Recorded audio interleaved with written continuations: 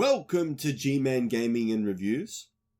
Today's video is going to be a take two on my Warhammer 40K video game tier list. I thought I would do an updated list because I've done a little bit of research and extra playing on games based on comments that I got from previous people. Comments such as Kusiget1, who said, "Can you tell me why Armada is disappointing?" Nindao saying, "Where is the Fire Warrior game? I actually liked it." And a lot of feedback about how the character from Boltgun is not Titus. So thank you for everyone who gave me the feedback, as well as FN Wendigo, who said Space Marine 2 has no content. So I thought I would create another tier list based on, so I've been playing some of the other games since then. So I've been playing Fire Warrior and Warhammer 40K Darktide, and what was the other one that I've been playing? And Mechanicus. So my opinion has changed a little bit it's actually changed quite a bit on the tier list. So we'll go ahead and rip into it and we'll do the next tier list. Like I said, these are all the Warhammer 40K games that I've played. So if you see a game on the list here that I haven't played, that's the reason why, because I haven't played it. So there are some other games like Warhammer 40K Internal Service that I just haven't played and that you can't play anymore.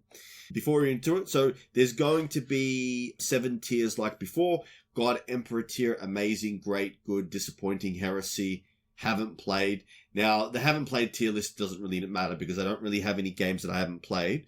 So let's get into it. So the first one is going to be Necromunda Underhive Wars. Now, this game goes in, I don't know what I did last time, but I'm going to put it in heresy. I'm going to put it in disappointing. The reason I'm going to put it in disappointing is that while it does have a few good things about it, when I played it, which was at launch, and about a year or two later with one of the DLC, which introduced one of the other gangs, I found that the game was buggy, the AI was buggy, the campaign was pretty good at introducing the mechanics of the game, as well as the story to an extent.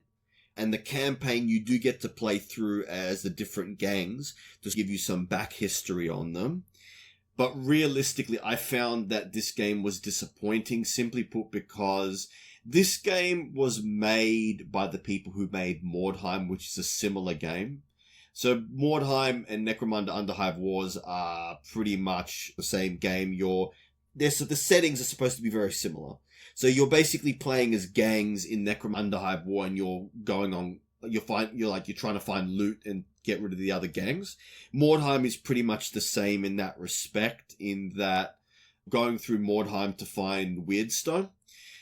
So the problem with Necromunda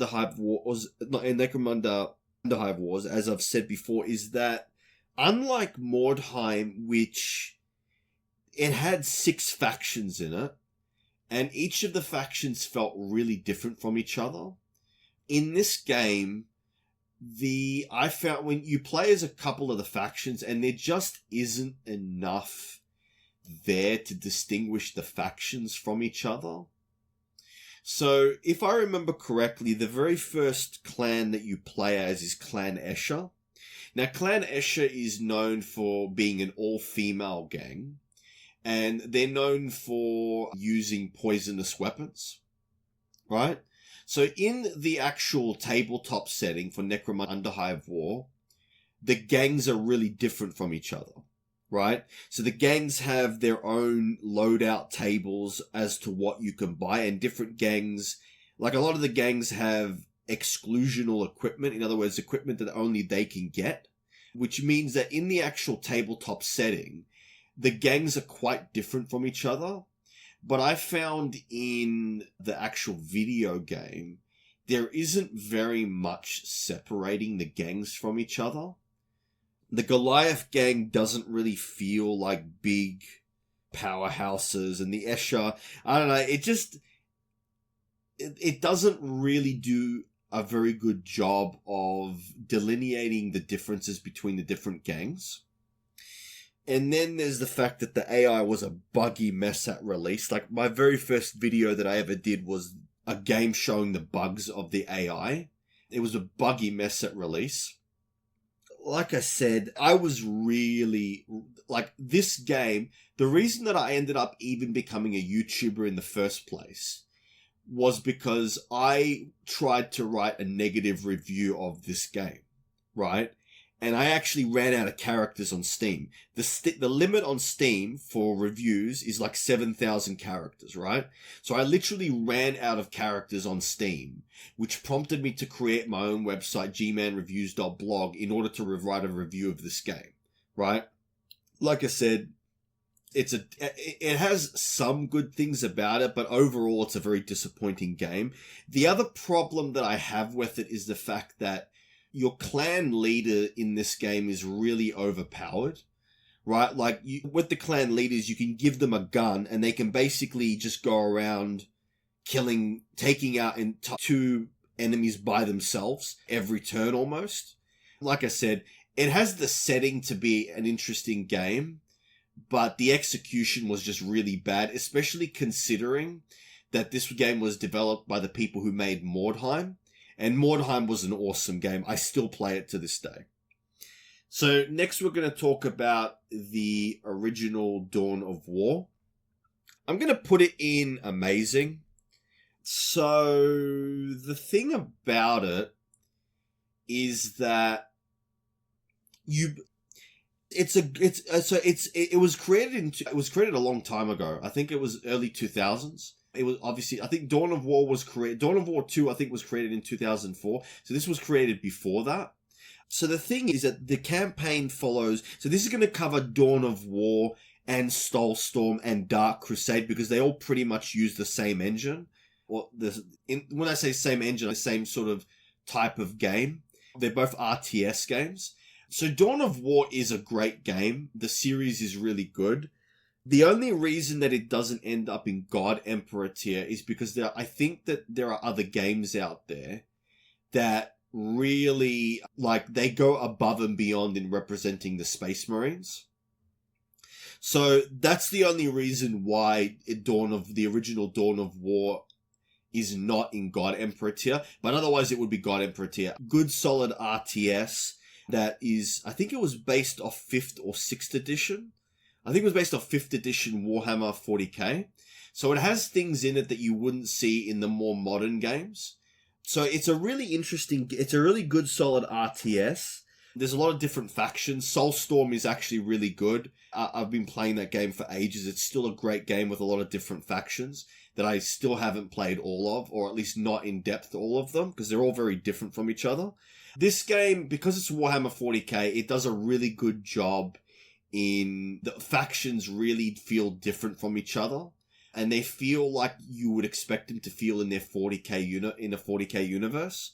Orcs build up WAR by placing WAR banners, which affects their ability which increases their recruitment cap, but also as they as they raise their WAR, they get access to more powerful units, which is consistent with the Warhammer 40K setting of Orcs, because Orc society, as it gets more and more numerous, they upgrade their tech. So like I said, the original Dawn of War series follows the Blood Ravens chapter. Now the Blood Ravens chapter, it was a new chapter that was created solely for this game because GW did not want to put a already existing chapter in the game because they were worried about licensing towards that chapter. So they created an entirely new chapter called the Blood Ravens. The Blood Ravens are actually really interesting of a chapter that you see in Dawn of War 2, where they have a lot of psychers and they actually do use teleportation equipment that Space Marines don't normally use. Normally it's the Grey Knights who use teleportation equipment because Grey Knights have a resistance to the warp. So the Blood Ravens are unique. Like I said, it's a good, solid RTS. You should get it if you don't already have it. There are people like Gumza who still use the footage of it in their gameplay videos, and this game came out like in the early 2000s. great solid RTS, nothing bad to say about it, really awesome game. Next we're going to talk about Warhammer 40K Boltgun. Now, Warhammer 40K Boltgun is a game that if you combined a 90s Doom style game or Wolfenstein with the aesthetic of Warhammer 40k and modern game mechanics, you get Boltgun. It feels like a 90s shooter, like a 90s FPS Doom style shooter, but you can definitely tell it's set in the Warhammer 40k universe. I'm going to put it in amazing. The reason that I don't put it in God Emperor tier is because there's mechanics in the game that you just don't use at all, like the close combat mechanics. I found that the close combat mechanics in the game were not really that useful because the enemies can still attack you when you're using the close combat attack, which is basically a chainsword. I just found that the way the game plays, it plays very different from, say, Space Marine, in that in Space Marine 2, you get health back by committing executions on enemies, right? In Warhammer 40k Boltgun, you don't get health by doing executions on enemies, right? So the problem is, if you try to get close enough to an enemy, whether it's a Terminator or a Chaos Plasma Gun Renegade, they're probably going to kill you. So the game incentivizes you to play as a ranged game, right? But because it has close combat mechanics in it, like, I found myself never using the close combat mechanics. There were times when it was useful to charge into, like, smaller enemies, but most of the time I would play from range, just simply put because it's very easy to die in Boltgun. The difficulty in Boltgun, if you try to play as a melee character, is really high to the point that you're probably going to be dying a lot, and the game doesn't reward you for playing melee.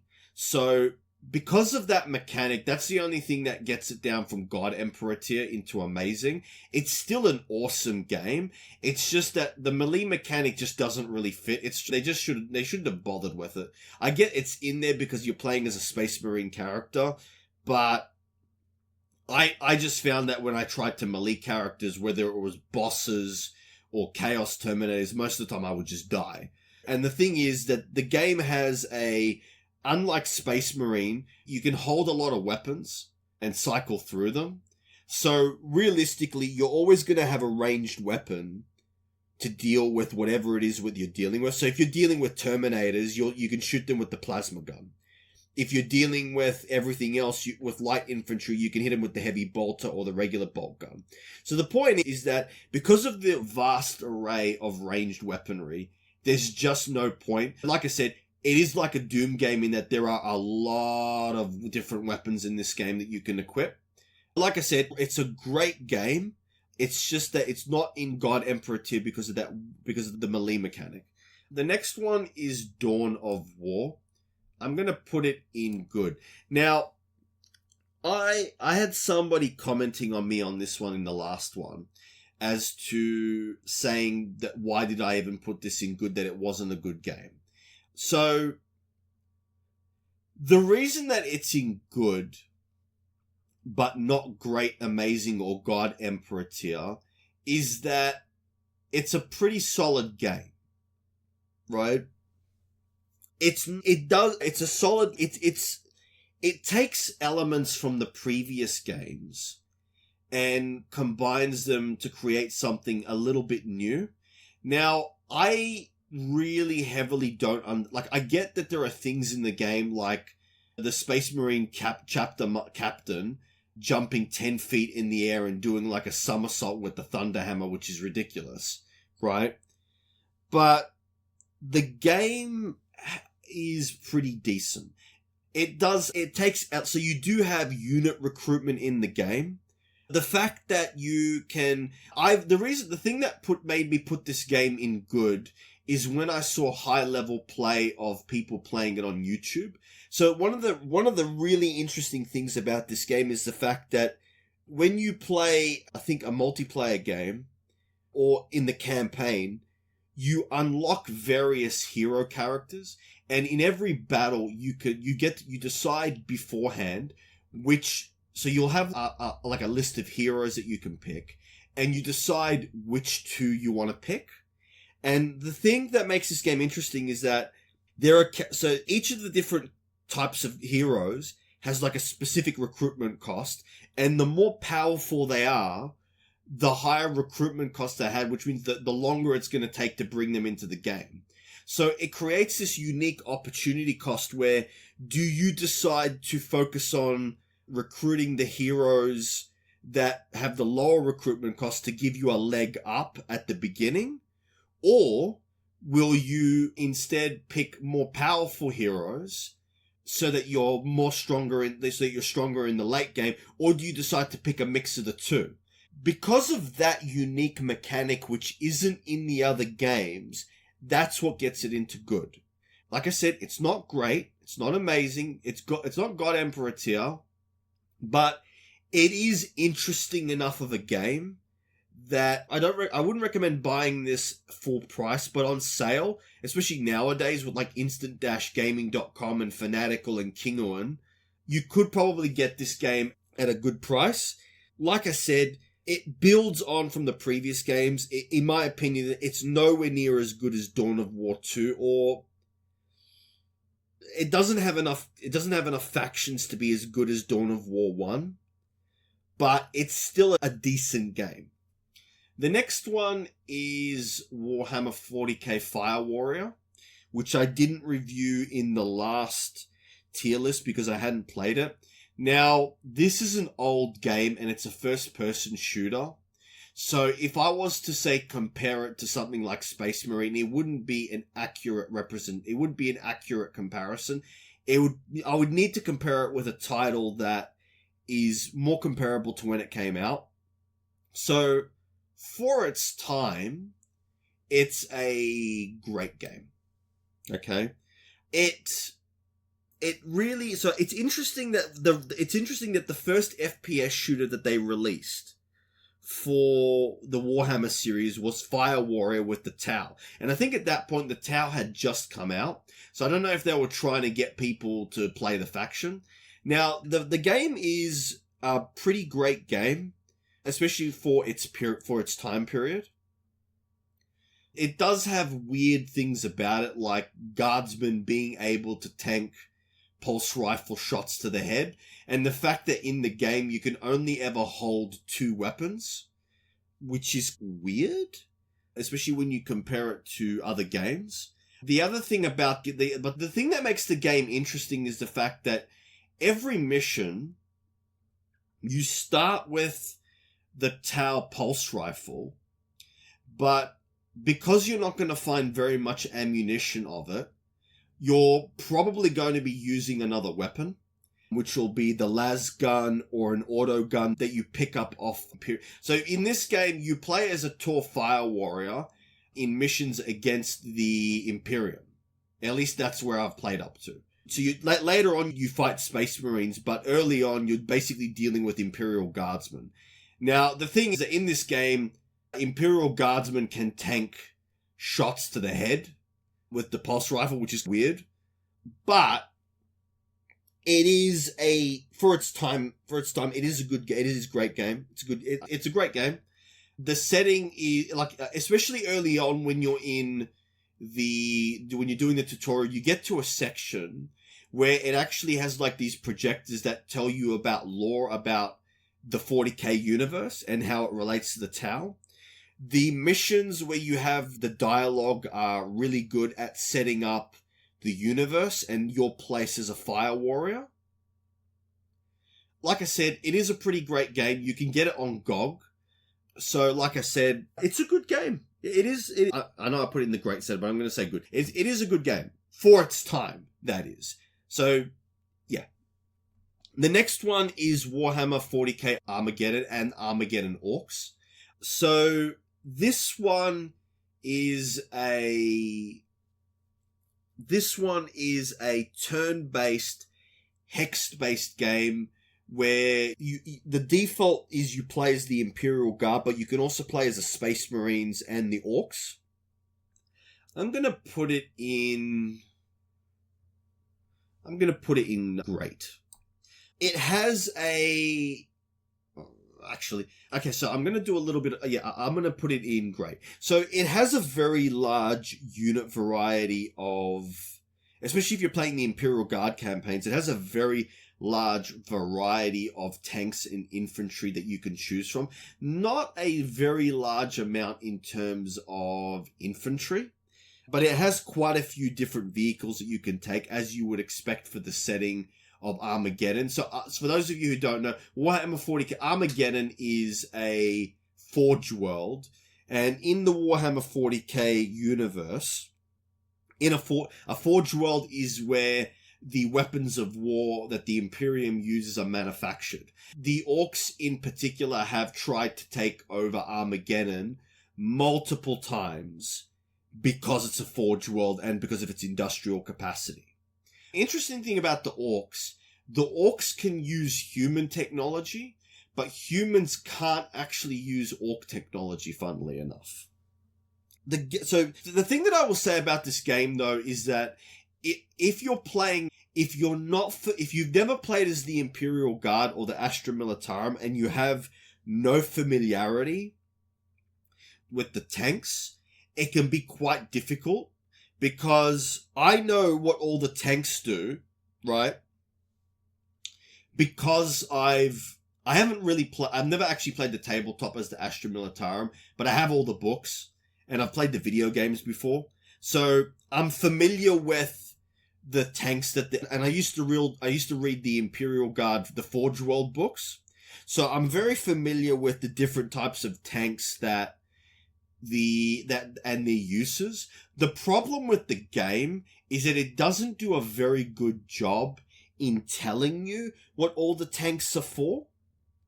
Unless you've actually played as the Imperial Guard before, you would probably have to look up some sort of tutorial to find out what each of the units do. It's just, they don't do a good job in explaining what the individual units do and what are good for. So if you're just coming into this and you've never played Warhammer 40K at all, and you try to play you're probably gonna be like, I have no, because the game just gives you a certain amount of units that you can take, but it doesn't really tell you what units to take. So you have a certain number that you can equip, but it doesn't tell you what units to take. So the problem with that is that for me, it's fine, right? But for somebody coming into this game who's never played anything else, or if they've never played as the Astra Militarum or the Imperial Guard, who are the same thing, they would probably have to trial and error, and it's not. Yeah. So that's the one thing that stops it from being amazing or God Emperor tier, is the fact that there's a lot of variety to it. Now, this game is no longer available for sale on Steam, but you can get it on GOG, and including all its DLC, it is still available, just not on Steam. But like I said, it's a turn-based, hex-based game where you play as the Imperial Guard or the Orcs or the Space Marines. Like I said, good, solid. This one is good if you want to play it while doing something else. Because it's not because it's not a real-time strategy game like Dawn of War is, you could probably say do something else while playing it. So that's, like I said, good turn-based, hex-based strategy game. It does have a bit of a cover system in that you have terrain. So one of the things that makes Armageddon really interesting is the fact that you can't just take vehicles. You need to be able to take infantry in order to sit on objectives. Because of that, and because the game has a limited variety of units that you can, so you can't just recruit every unit. You only have a certain number of requisition points that you can take.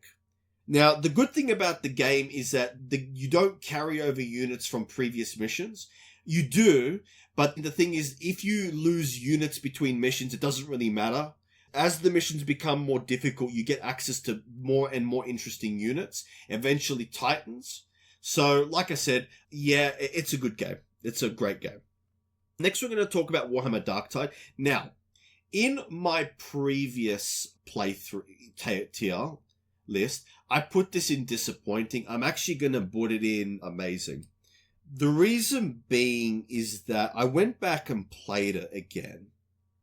And it's actually a really good game. I think the reason that I gave it the tier that I gave it last time was because I don't think I'd played it enough. So basically the way that the game works is it's a first person shooter, right? Also melee, but it's basically a first person shooter where you play as a class. So Zealot, you can play as an Ogryn, a Psyker. The game is actually really interesting. So the setting's actually really interesting. You're playing against the servants of Nurgle, and you're trying to deal with a plague that's taken place in... Now, the setting, I believe, is actually unique and was created just for this game. So in it, you play as like a reject who... The one thing that I will say about this game is that the story is interesting, but it's not really the main reason why you play it. So basically the way the game works is when you do a mission, you'll have other human players that will be playing with you. So you play you play co-op, essentially, right? So you play a mission. Now, most of the missions, especially apart from the first one, have a boss that you have to beat. And then when you complete the mission, you get a certain reward. It's more like a combination of a first-person shooter and an action RPG. You do have a limited tech system, a limited leveling up system. It's not really super in depth, or it's not even as in depth as what you would receive in a Diablo 2. But the gameplay more changes between what techs you take and what weapons you use, right?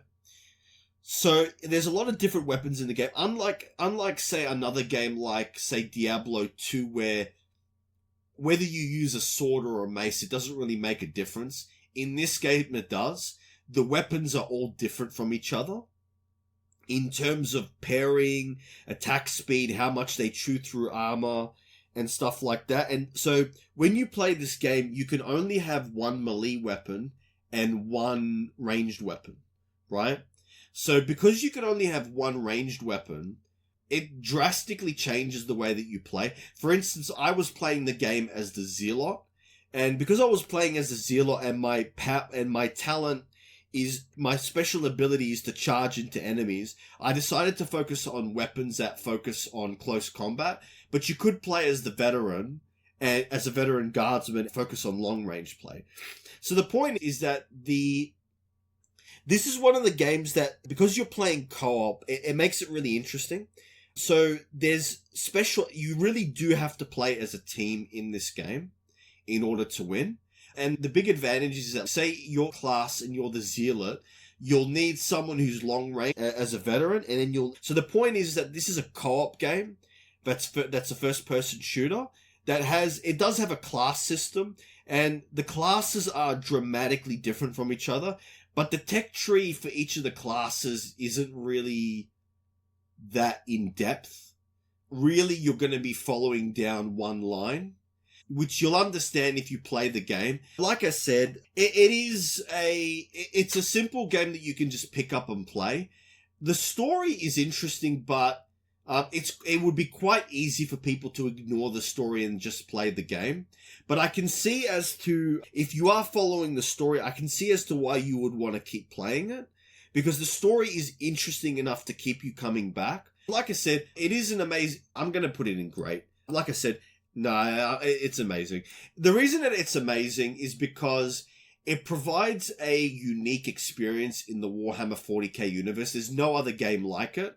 The only other game that I could think of that's not set in the Warhammer 40K universe is Vermintide, right? Which is a similar sort of game, except it's set in the Warhammer Fantasy universe, right? So it's amazing because it provides a unique experience. There's no bugs with the game that I've noticed. The game plays quite well. The graphics are pretty decent. Like I said, it's an amazing game. There's nothing bad to say about it.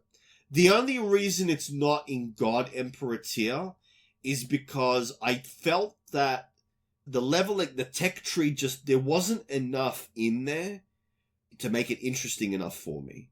It's really bare bones, and that might be a design choice because the game is more focused on, because it's from a first person perspective, right? And it's not being played from a third person perspective, because you're actually doing things like parrying, which you wouldn't be doing in a third person perspective ARPG like Diablo. I get why they made the choice to have limited tech tree, but like I said, I would have loved to have seen a little bit more variety in the tech tree. But the game does have different classes that play really different from each other, especially the Psyker. So if I was playing as a Psyker, that might colour my review, but like I said, it is an amazing game. It's just that the tech tree is a little bit bare bones. Next, we're going to talk about Dawn of War Retribution. Now, I'm going to put this in amazing. Now, for those of you who've never played Dawn of War Retribution, it is a spin-off of the Dawn of War 2 series. It is similar to the Dawn of War 2 series, but it's different in the sense that, in actual fact, we'll leave it. So, like in Dawn of War 2, you play as a squad. You play as various heroes led by a squad. So you play as 4 squads, right? And each of the squads in the game have upgrades that can make them play really unique from each other and can also change the way that they play entirely, right? Making the replay value of this game is off the charts because of that reason, right? It adds things that to the previous Dawn of War 2 that wasn't there, at least in the campaign, which is where you actually can recruit units as well. So the fact that you can recruit units, but you also have hero units, really makes the missions quite interesting. And unlike Dawn of War 2, there are various factions that you can play. So you've got the Space Marines like you have in the original Dawn of War 2 campaign. You've got the Imperial Guard, you've got the Eldar, you've got the Orcs. I think you got the Necrons, you've got the Tyranids. So there's a lot of different factions in the game, as you would expect in a Warhammer 40K game. That makes it really interesting. Like I said, it's an amazing game. The only reason that I don't put it in God Emperor tier is because it doesn't feel, at least when I played as the Space Marines in Dawn of War 2, that campaign felt epic. The fact that you unlock, I don't know, just something about the Dawn of War 2 campaign was so epic that in comparison, when you play in Retribution, the tech tree is scaled down because you've got other elements in it. But I found that, like I said, it is an amazing game. I absolutely love it. I still haven't played it all the way through, but I absolutely love it. It's different enough from Dawn of War 2 to allow it to stand on its own as its own game. The only reason it's not in God Emperor tier is because it wasn't as good in the campaign as Dawn of War 2 was for the Space Marines. But then again, in Dawn of War 2, you're only playing as the Space Marines in the campaign, so it makes sense that the campaign wasn't like as good because they had to split their attention over like however many different campaigns they had based on all the different factions. Whereas in Dawn of War 2, they were able to focus on just one faction. But like I said, Dawn of War 2 Retribution is...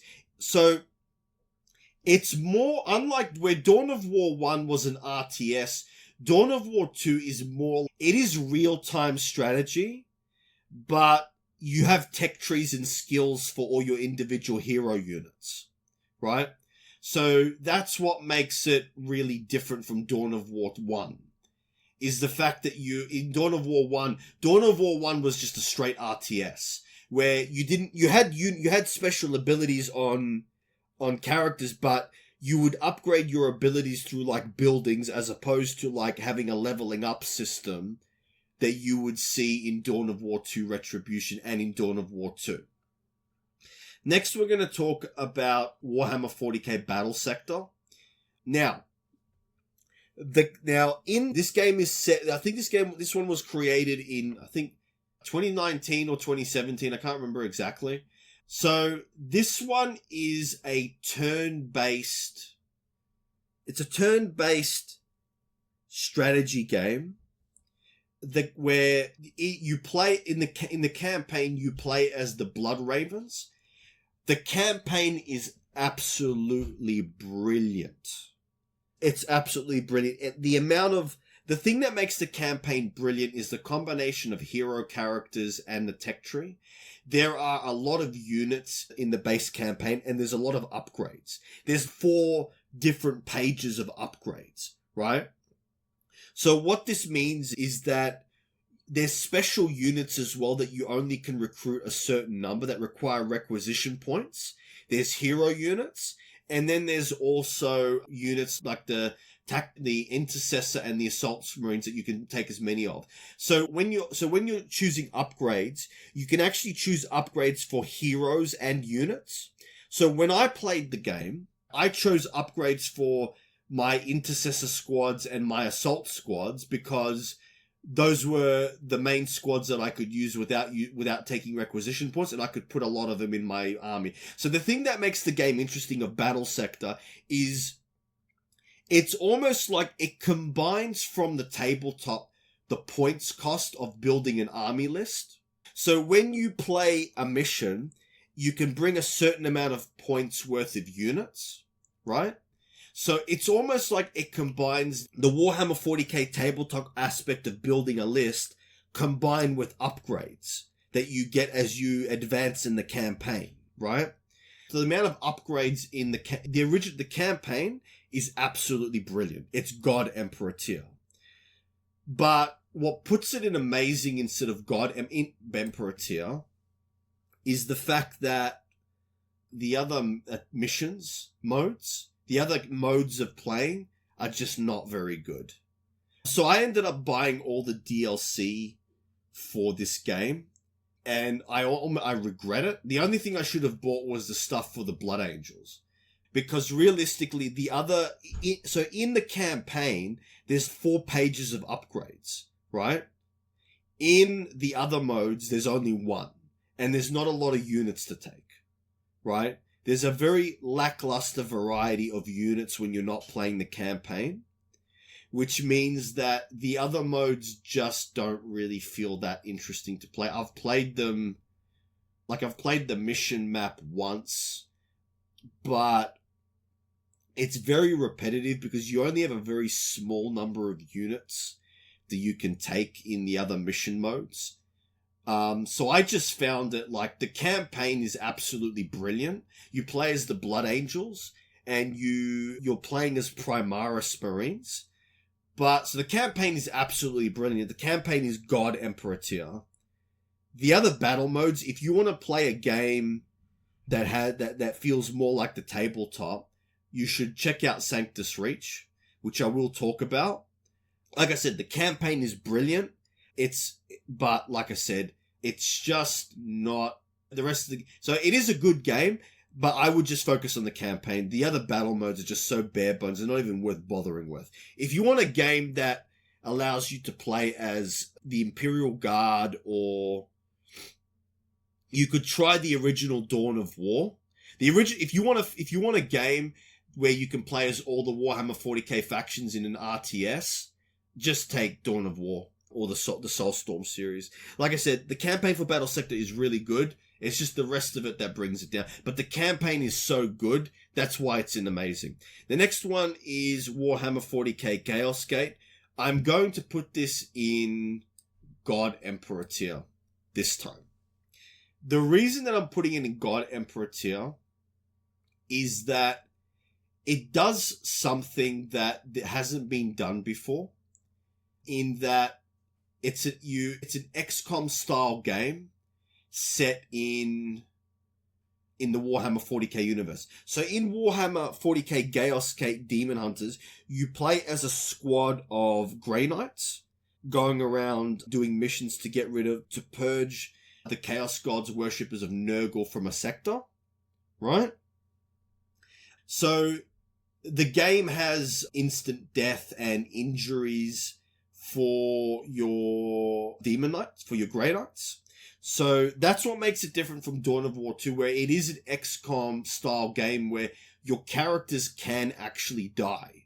So you do have to really think about the game. That being said, in terms of difficulty,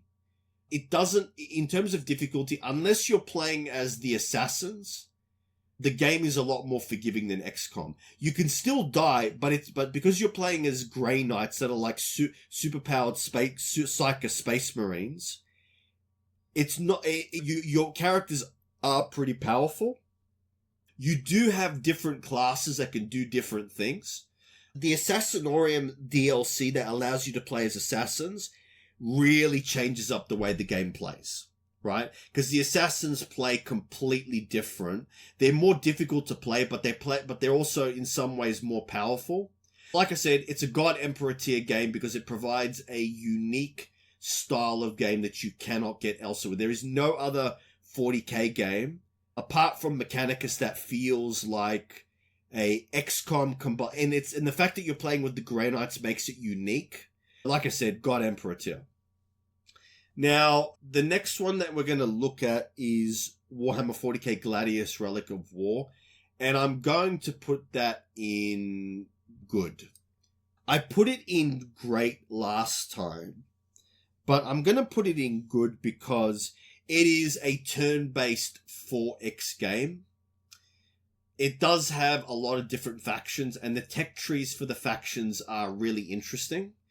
But that's the only really good part about the game. Now, I'm going to put in great.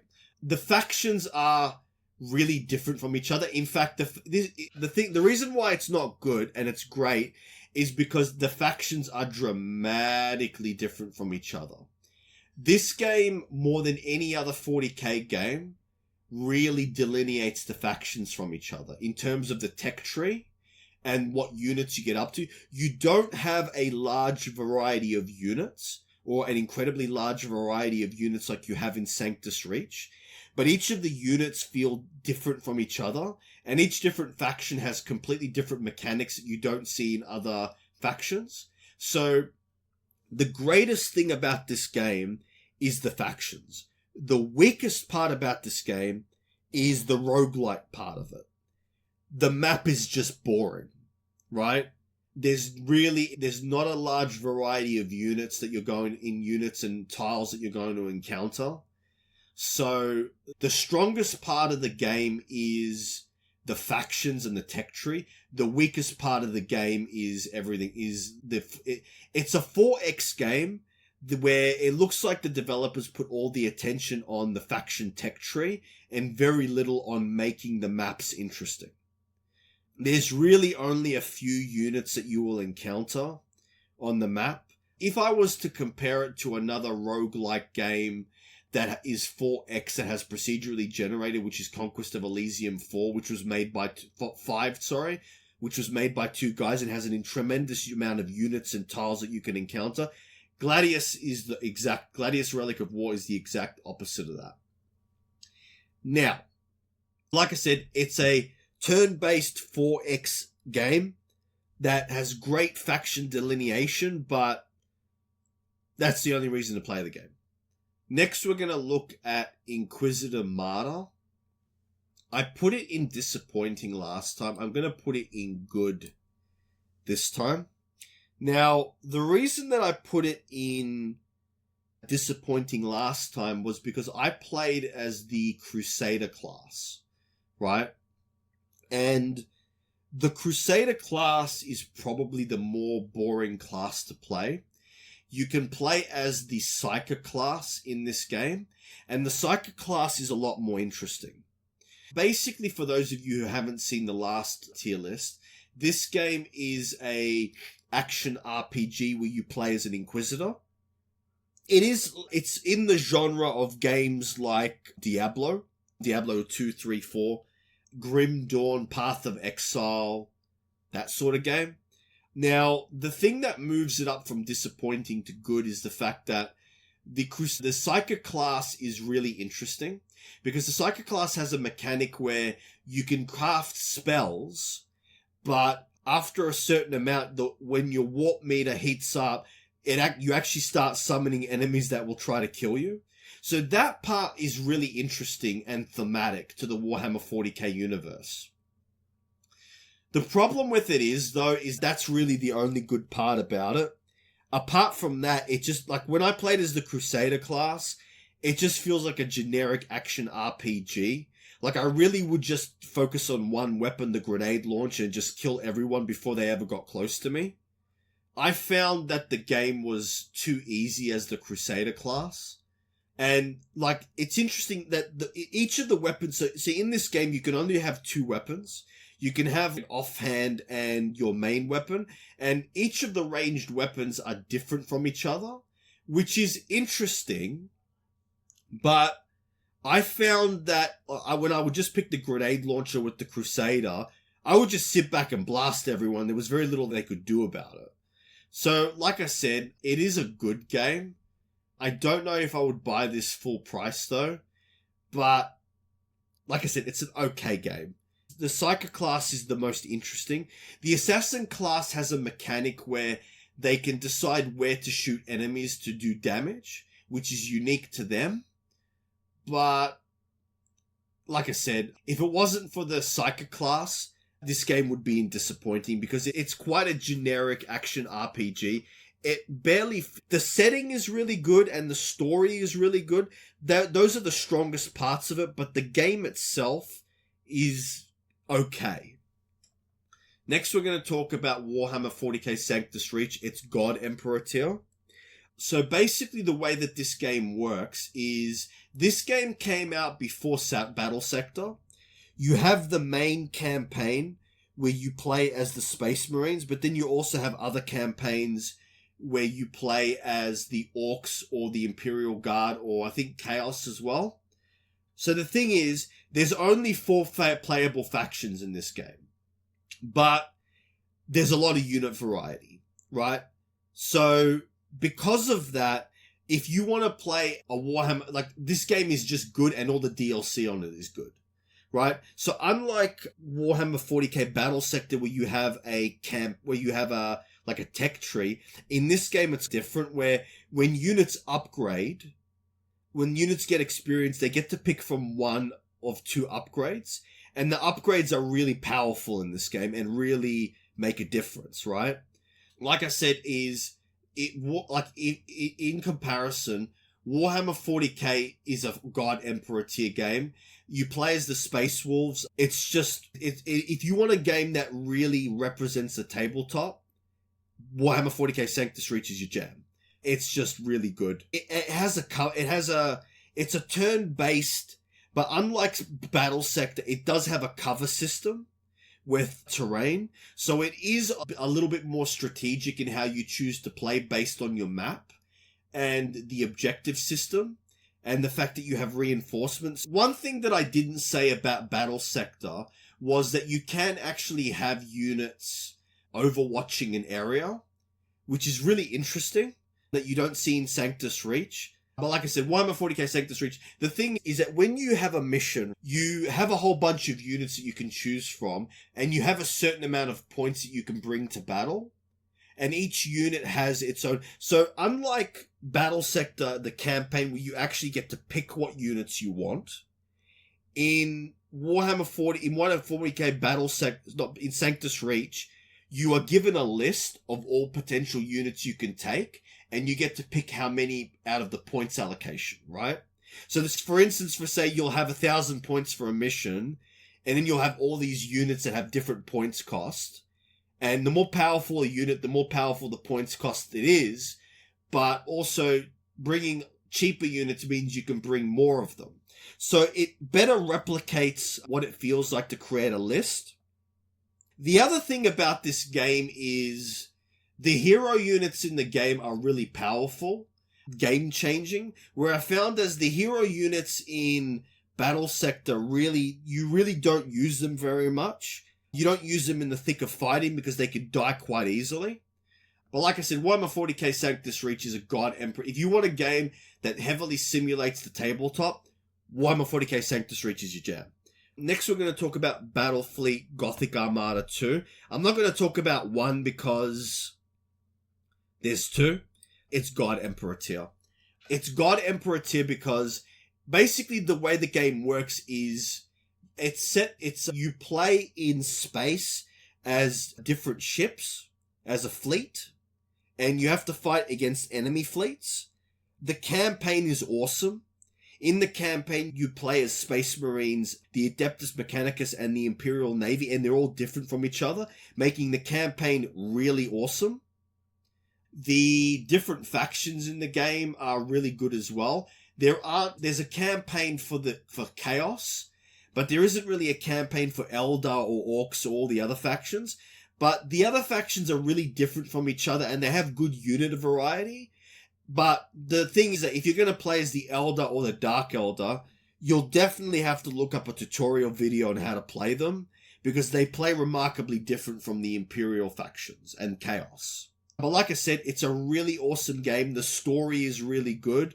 The tutorial is really good at introducing the mechanics of the game. So even if you haven't played the first one, this is a pick up and play game. You can just start playing it, and it's really good. Now, we're going to talk about Dawn of War 2. In my previous list, I had this as God Emperor tier. I'm going to put it in Amazing this time. Now, the reason that I'm going to put it in Amazing is because the main campaign is absolutely epic. This is the game, in my opinion, not Dawn of War 1, that really captured the feel of what it feels like to be a Space Marine. The fact that you have different factions that you play against, and that they all play different from each other. So you fight against the Orcs, the Tyranids, the Eldar, and because you actually play against all these factions, and so the way the game feels is it's a real-time game, but you play as different units. So you'll have a tactical squad of Space Marines, a captain, a heavy squad, scout squad, assault squads, and a dreadnought. You can only take up to 4 squads or 5, I can't remember, including the chapter master. So the game has a lot of replayability built into it by forcing you to only take a certain amount of units. So the way the game feels when you're playing Dawn of War 2 as the Space Marines is it feels like, so you're playing through the game and you're teching up and you're going in a certain tech tree. So each of the units has about 5 or 6, I think it's about 5 like different branches that they can go through. And depending upon the branches that you take will almost completely change the way that unit plays, or gives them additional bonuses that completely change the way that they play. And then while that's happening, you're also unlocking loot as you kill enemies, which gives it a sort of Diablo 2 or Diablo quality, where as you kill enemies, you unlock cool loot. And the more loot you unlock, the better the game gets, like the more customizations options you have. So that's one of the really good things about the Dawn of War 2 is that it really feels like you're actually playing as a squad of Space Marines. And that really makes the game really replayable, which is why it's a lot of fun. Because as you unlock, say, Terminator armor, it greatly changes the way the game plays. And so you don't actually have to use Terminator armor if you want. There's benefits to doing so, but you don't actually have to. And that's one of the things that makes Dawn of War 2 so interesting as a game, is how it does that. Alright, so now we're going to move on to Battlefleet Gothic Armada 2. I'm not really going to focus on 1 because I haven't really played. I went straight into 2. Don't really see any need to play it. So we're going to put this in God Emperor tier. The reason it is in God Emperor tier is because it does something that no other game does. Rogue Trader does it, but Rogue Trader came afterwards, and it really still doesn't do it the way that this game does. So basically, Battlefleet Gothic Armada is you play as ship-to-ship battles in space, right? So the campaign takes you through playing as the Imperial Navy, the Adeptus Mechanicus, and the Space Marines, and they all play pretty different from each other, which is really cool. It's really good to have these 3 factions that you can control in the campaign. That's really cool. Like I said, it's a really good game. So there's 2 campaigns. There's the main campaign, where you play as the Imperium of Man, where you play as the Space Marines, Adeptus Mechanicus, and the Imperial Navy.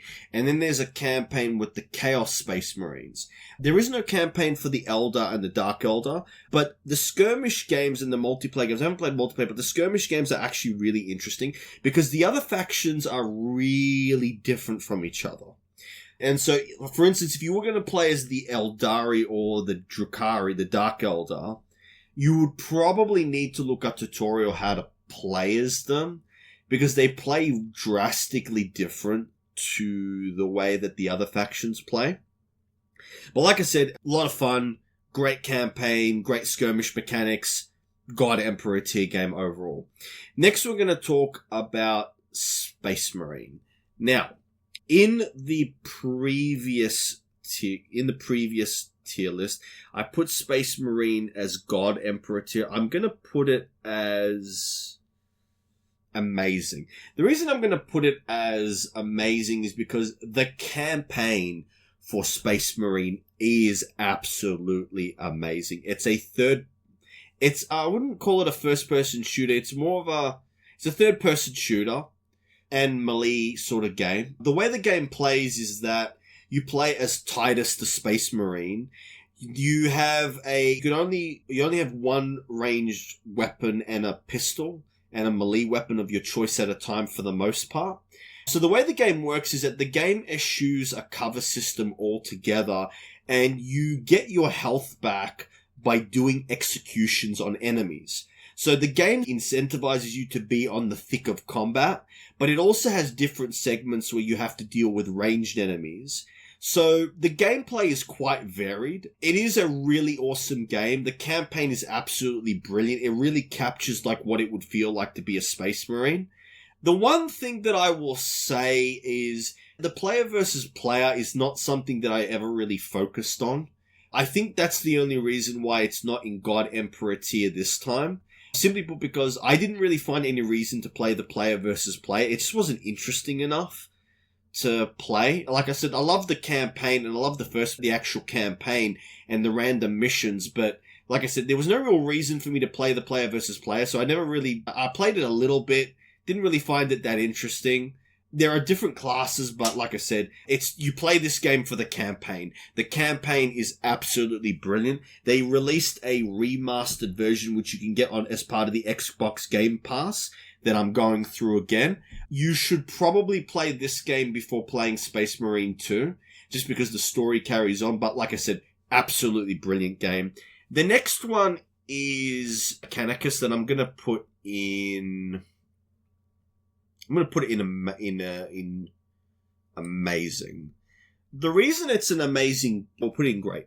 The reason that it's an amazing game is that it is similar to Chaos Gate in that it's an XCOM style game, but it's different enough that... So in the Mechanicus game, you play as the Adeptus Mechanicus as they're going on an expedition in a Necron tomb world, I think it is.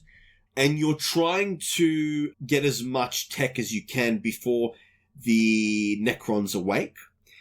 In the game, you have various tech priests, and each tech priest has its own... the tech priests are the same, but because you can choose where to... So you have different not skill trees, but different sort of classes that you can choose to put points into that really differentiates how you play the game. And I think there's 8 or 9 different skill trees. And that's what makes the game really unique is, like I said, the difficulty in this game is actually quite high. In the tutorial, in the very first mission, you're probably going to lose all your characters. So the game makes you understand from the very beginning that it is very easy to lose your characters in this game if you don't know what you're doing, right? I got to be honest, when I started leveling up my characters, I found that I haven't actually lost any characters yet. But that's because I chose to focus on ranged combat. And because I focus on ranged combat, it means that you could totally eschew ranged combat in terms of melee combat. And there are times when you definitely do have to use melee. The game is very interesting in that with your ranged weapons, you can't actually use them if you're in melee combat. And you can only have one melee weapon and two ranged weapons. The melee weapons, so the thing is that it's a really weird game because of the fact that it has these things called cognition points. So the way cognition points work is you can have up to 5 at a time. Now, you use cognition points in the game to do various things. So there are various bits of tech that you use that cost a cognition point or 2 or 3 to use. And there are certain ranged weapons and melee weapons that also cost cognition points. So the game has a unique mechanic of managing cognition points when you're playing the game that makes it very different from what you would expect from other games. It really provides a unique experience that you're not going to get elsewhere, because obviously you're playing as the Adeptus Mechanicus. So what happens is you go through, say, a mission, and in the mission you have the choice of, you have like different sort of scenarios that occur, and you can choose to, say, salvage or destroy or whatever. And depending upon what you pick determines what rewards you get or what penalties you get. Every mission, you're trying to get through the mission as quickly as possible, but you're trying to get as much loot. So the game has a sort of risk versus reward mechanic to it that you don't see in other games in the 40k genre. Like I said, Warhammer 40k Mechanicus, it provides a very unique gameplay experience that you're not going to get anywhere else. So like I said, it's a really good game. It's a really unique game. You should definitely check it out. It's very replayable because of the fact that you have the different things that unlock, and so you go on missions to unlock various bonuses, weapons, tech, and that sort of stuff, and units. So in the game it has units, so you can actually use cognition. So when you go on a mission, you get to pick between a certain amount of slots where you can take a tech priest or a troop. So the gameplay is quite unique. So unlike in, say, Chaos Gate, where you're only playing as a squad of 4, in this game you can actually you have to decide between taking troops or tech priests. And tech priests are like the heroes in the game. Like I said, the game is quite unique. So you could build a tech priest build around having troops. Like I said, the replayability of the game is absolutely insane. It's an awesome game. The only reason that it's not in amazing or god tier is that it can feel a little bit repetitive. I don't know, just something about it feels very repetitive in terms of, because you only have weapons because the thing is that when you actually play the game, if you pick a lot of tech that requires cognition points, you're probably going to have turns where you can't use that tech. So you've got to balance between taking tech that's going to give you a lot of that you can use but isn't as powerful, or taking tech that you can't use but that you can't use all the time but you can use sparingly. So like I said, I found myself focusing on tech that had very low cognition point usage just so that I could use them every turn.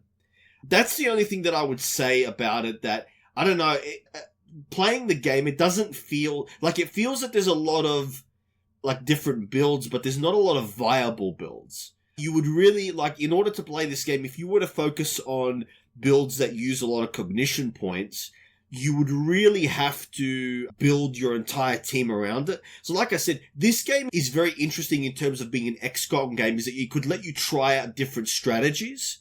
So the replayability of Mechanicus is off the chart, which in my opinion puts it into great. And that's the reason why it's in great. But I don't know, it's just something about it that stops it from, like, it's an interesting experience, and the way that the tech priest story and the way that the tech priests talk to each other is really interesting. It's a really unique experience because there's no real other game that really captures what it's like to be the Adeptus Mechanicus, and part 2 is actually releasing very soon.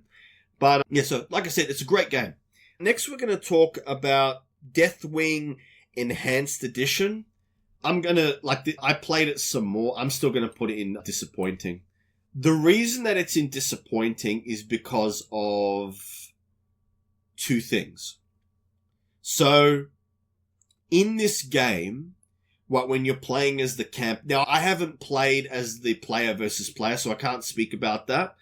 But in the campaign, you want to explore the map to find relics. So you really want to explore as much of the map as possible.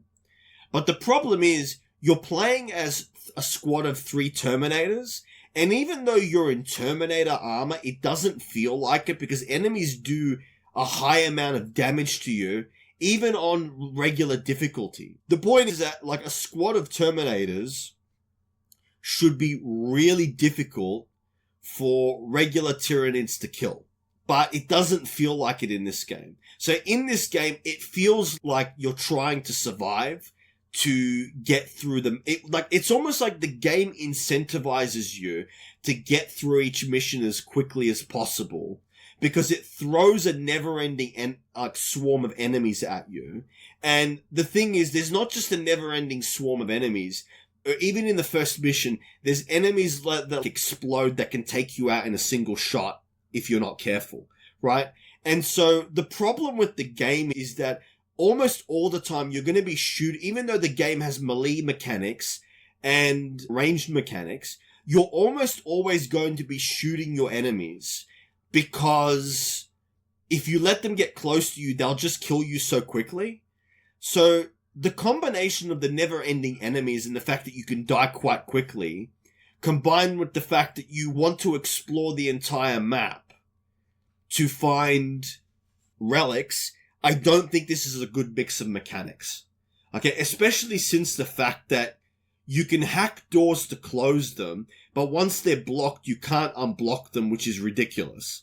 It doesn't even make sense. Like I said, the theory behind the game is actually really good. It's just the execution, and I don't think they thought it through. Next, we're going to talk about Space Hulk Tactics. It is similar to Deathwing in that you play as a squad of Terminators, but it's not a first-person shooter like the other one was. I actually like Space Hulk Tactics quite a bit. I'm going to put it in great. Unlike Deathwing, it does have a never-ending swarm of Tyranids. It just feels easier to manage because you can set your Terminators on Overwatch. I don't know, I feel that in Deathwing, they do have the mechanics to set up... I think one of the weaknesses of Deathwing is your companion AI. I don't think they're very good at staying alive. And a lot of the times in Deathwing, you have to be careful about how you position your squad, because if you say turn around in order to help your squad mates behind you, you could get ambushed by enemies from behind. So the point is, I think Space Hulk Tactics does this better. It captures the feel of Space Hulk and playing as a Deathwing. I think you play as a Deathwing in it. Rather than, it captures the feeling of what it's like to be in Space Hulk, of what it's like to be in a Space Hulk. So the Space Hulk series is actually based off a board game series that came out in the 90s. Like Hero Quest, but with Space Marines and Gene Stealers. Like I said, Space Hulk Tactics is the better game in my opinion. Just simply put, because it has the same feel as Deathwing in terms of never-ending hordes of Tyranids. It just feels easier to defend your areas because of the fact that it's turn-based. Next, we're going to talk about Necromunda Hired Gun. Now, Necromunda Hired Gun was made by the same people who made Deathwing. I actually like this game. I'm going to put it in good. The reason it's not a great game is because it doesn't really feel very much like a 40k game rather than a generic shooter. It has some of the setting of Necromunda, but I don't know, it just feels like a generic shooter game. So it's a first-person shooter where you play as a mercenary in the world of Necromunda, which is where Underhive Wars is based. So it's set in that world. The reason it's a good game and not a disappointing game is because the difficulty in Hired Gun is actually really difficult. It is a really difficult game. You can get chewed up quite quickly. but it just feels more fair because you find health around the map. Whereas in Deathwing, you only have a limited amount of... You have a Space Marine, like a apothecary, who can apply a limited amount of healing, and then you have a certain amount of times where you can create a warp gate to, like, where you can get refitted. But like I said, I think Hired Gun is the better game. It has the crushing difficulty, but it feels more fair than it does in Deathwing. Just, yeah, like I said, the mechanics of Deathwing, like in Hired Gun, you don't really unlock, you don't really find, like, weapons around the map. You buy them, or you get them, I think, as a result of completing missions. I can't remember, but you buy them using credits. So I think that Hired Gun is the better game. Next, we're going to talk about Warhammer 40K Rogue Traders. God Emperor tier. Absolutely God Emperor tier. So this is made from Owlcat Games, who made Pathfinder. It is like Pathfinder. It's an isometric RPG that has turn-based combat. Really awesome game. There's different classes. And the interesting thing about this game is that each character starts with a certain class, right? And they have different types of level up, and there's a lot of abilities to choose from. It has the mechanics that you would expect from a D. And if you've ever played, so Owlcat Games made the Pathfinder series, which the leveling up is really awesome. And they smashed it out of the park in this game, right? Because the way the game works is that you start as a character class, right? For I think 20 levels.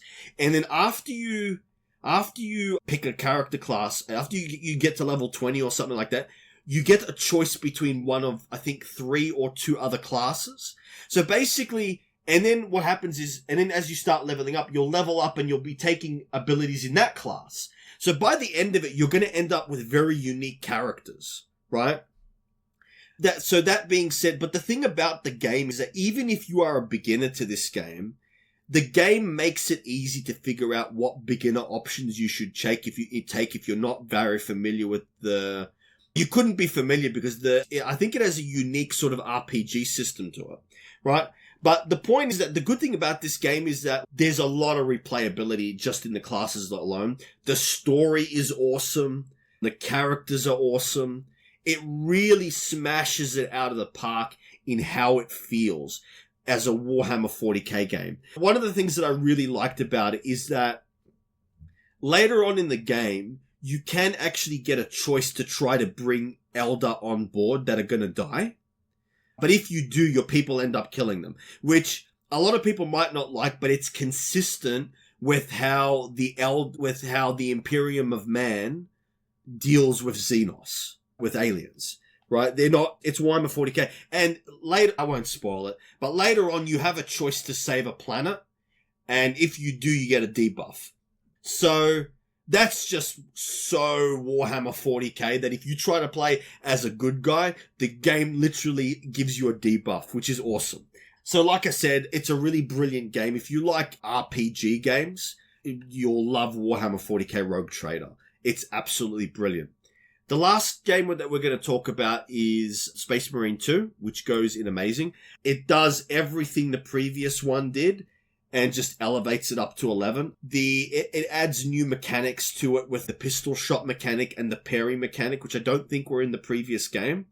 Like I said, it's a really awesome game. The only thing that stops it, in my last gameplay, I put it in a God Emperor tier. The only thing that stops it from being God Emperor tier is because I